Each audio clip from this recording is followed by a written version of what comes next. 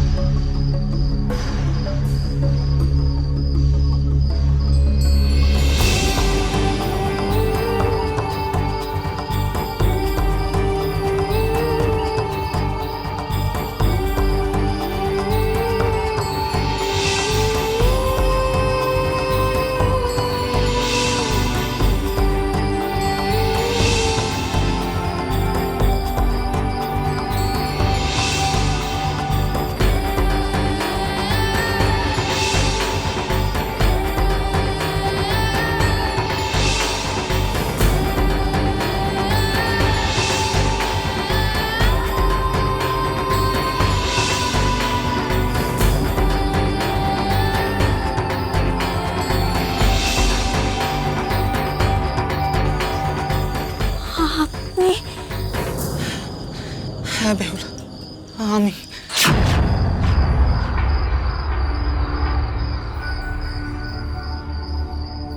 তোমার ক্রন্দন শুনে ভোলা মহেশ্বরের কৃপা হয়েছে।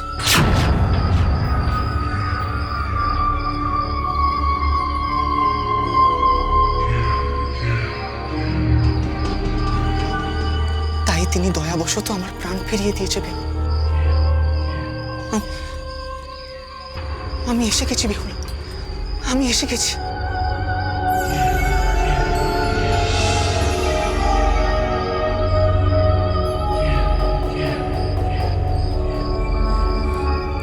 আপনি সত্যি কইছেন?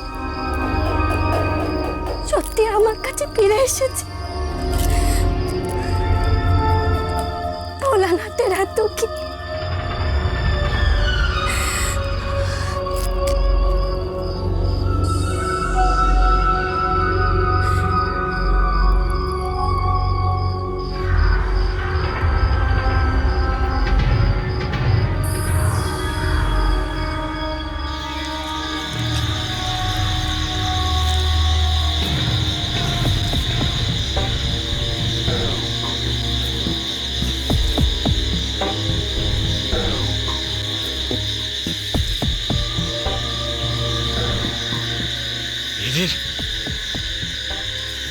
এদের ঘুম বোধহয় আর ভাঙবে নি।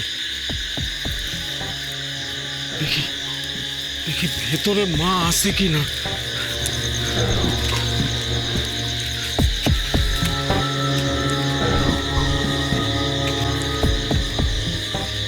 মা, মা তুমি কি ভেতরে আসো? মা, মা গো, তোমার ভক্ত হয়েছে মা। মা, এমনি দরজা ভাঙবে, তেমনি লোক ডাকবো, আর তারপর ভক্তের বিনাশ হবে। হ্যাঁ,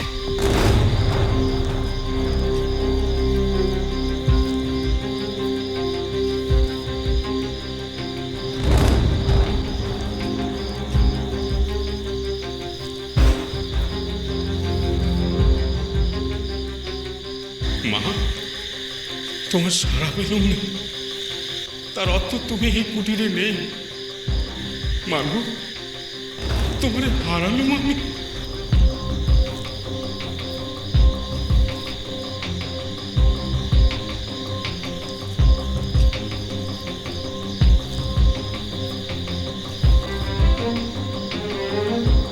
মা, তোমার যে খুশি পেতেই হবে আমারে, না হলে আমি যে নিজেরে ক্ষমা করতে পারবো না। তুমি আমাদের নবজন্ম দেশ, তুমি আমাদের মা, সতী মা। তোমার জন্য এই ভক্ত জীবনও দিতে পারে না, কিন্তু তোমার ক্ষতি কখনো হতে দেবে না, কখনো না।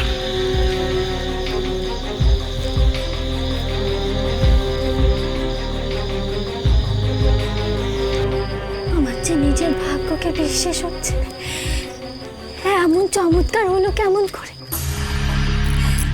দিকে দিকে আপনার অস্থি সন্ধান করে বেড়াচ্ছিলাম আমি। কত কত কষ্ট সইতে হয়েছে আমার। ভোলানাথ আমাকে কয়েছিলেন আপনার অস্থি পেন্ন দেহ নির্মাণ করা যাবে না, আর দেহ যদি নির্মাণ না করা যায় তবে তাতে পান প্রতিষ্ঠা করা যাবে না। ভোলা মহেশ্বর চাইলে কি না হয় বেহুলা। তিনি করুণাময়, দেবাদিদেব।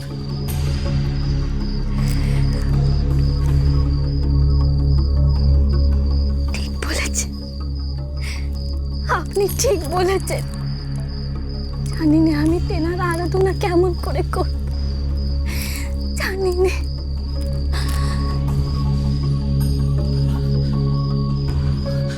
আজ আজ কত কাল পর তোমাকে দেখছি বেহুলা। দূরে থেকো না বেহুলা, কাছে এসো, কাছে এসো বেহুলা, কাছে এসো।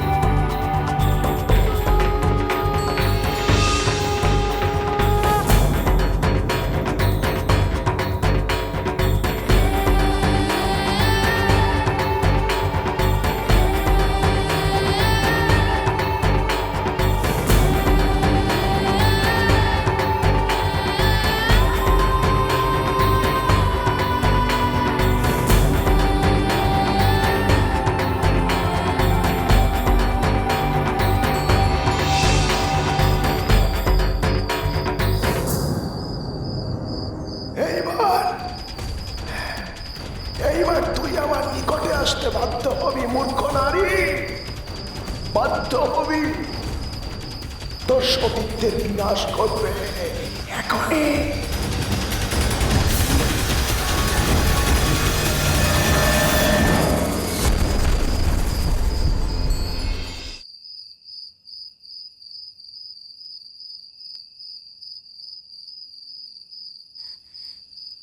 আপনি সত্যি কইছেন, সত্যি আমার কাছে ফিরে এসেছে।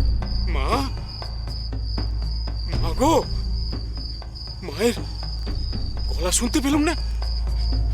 মা গো, মা। খবরদার সর্দার, এক পাও এগোবেনি। ওই ভেতরে যাওয়া মানা আছে।